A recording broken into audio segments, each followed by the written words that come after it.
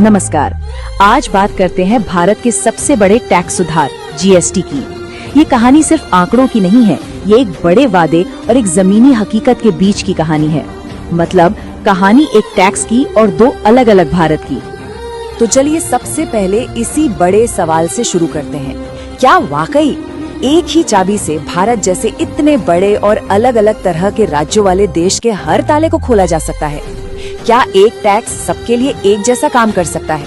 इसी सवाल के इर्द गिर्द हमारी आज की पूरी चर्चा घूमेगी। तो सबसे पहले ये समझते हैं कि आखिर ये विचार आया कहाँ से। जीएसटी का एक बहुत ही पावरफुल नारा था, एक देश एक टैक्स। इसका मकसद था भारत के उलझे हुए टैक्स सिस्टम के मकड़ जाल को सुलझाकर एक सीधी साफ सुथरी सड़क बनाना। तो ये जीएसटी है क्या चीज? देखिए, आसान भाषा में कहें तो ये वो एक अकेला टैक्स है जो 1 जुलाई 2017 को लागू हुआ था और इसका काम था वैट, एक्साइज, सर्विस टैक्स जैसे मतलब दर्जनों टैक्स की जो भीड़ थी उसे हटाकर एक सिंपल अकेला सिस्टम खड़ा करना। पर जीएसटी का सपना सिर्फ टैक्स कम करने तक का नहीं था। सपना तो एक ऐसे भारतीय बाजार का था जहां टैक्स पर टैक्स लगने का जो बोझ था वो खत्म हो जाए। ट्रकों को राज्यों के बॉर्डर पर लंबा इंतजार ना करना पड़े और सब कुछ डिजिटल हो, बिल्कुल साफ साफ। तो सवाल ये है कि कागज पर जो सिस्टम इतना अच्छा दिख रहा था वो हकीकत में चला कैसा? चलिए जरा पूरे देश की तस्वीर पर एक नजर डालते हैं। बदलाव वाकई बहुत बड़ा था।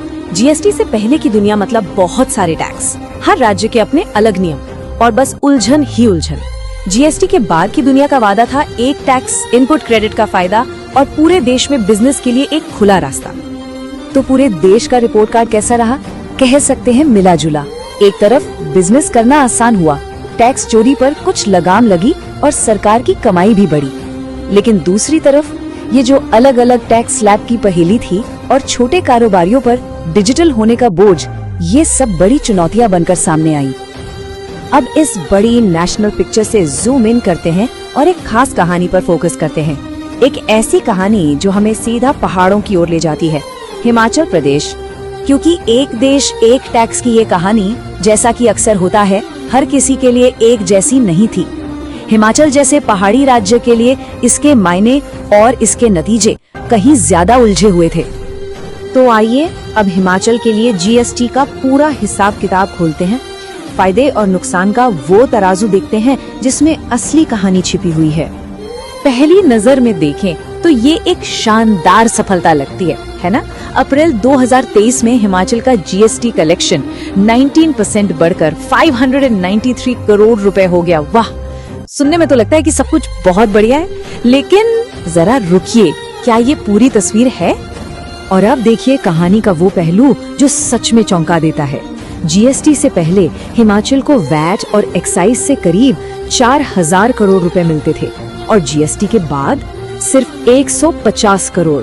जी हाँ, 4000 करोड़ से सीधे 150 करोड़। इस भारी गिरावट की बात खुद राज्य के मुख्यमंत्री सुखविंदर सिंह सुक्खू ने भी कही। उनका बयान बिल्कुल साफ बताता है कि राज्य के खजाने पर कितना गहरा असर पड़ा है।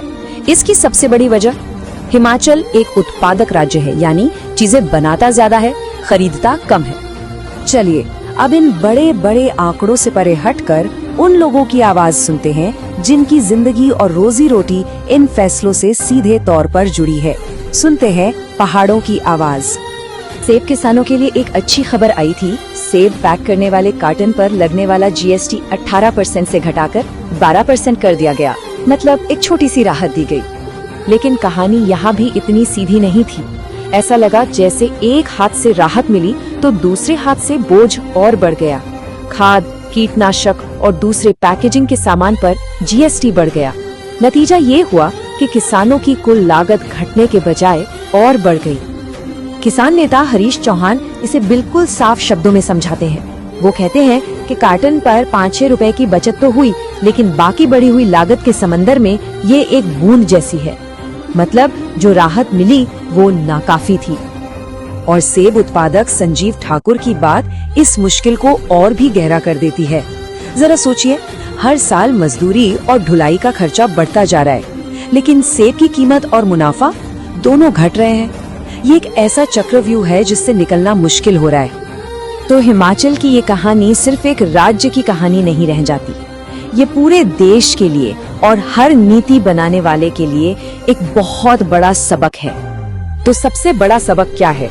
सबक यही है कि वन साइज फिट्स ऑल का फॉर्मूला यानी एक ही नीति को हर किसी पर लागू कर देना कितना मुश्किल हो सकता है, खासकर भारत जैसे देश में जहां हर राज्य का भूगोल, अर्थव्यवस्था और जरूरतें बिल्कुल अलग हैं। तो आखिर में हम सब इसी सवाल पे आकर रुकते हैं, किसी भी नीति के कागजी फायदों और उसकी जमीनी हकीकत के बीच संतुलन आखिर कैसे साधा जाए?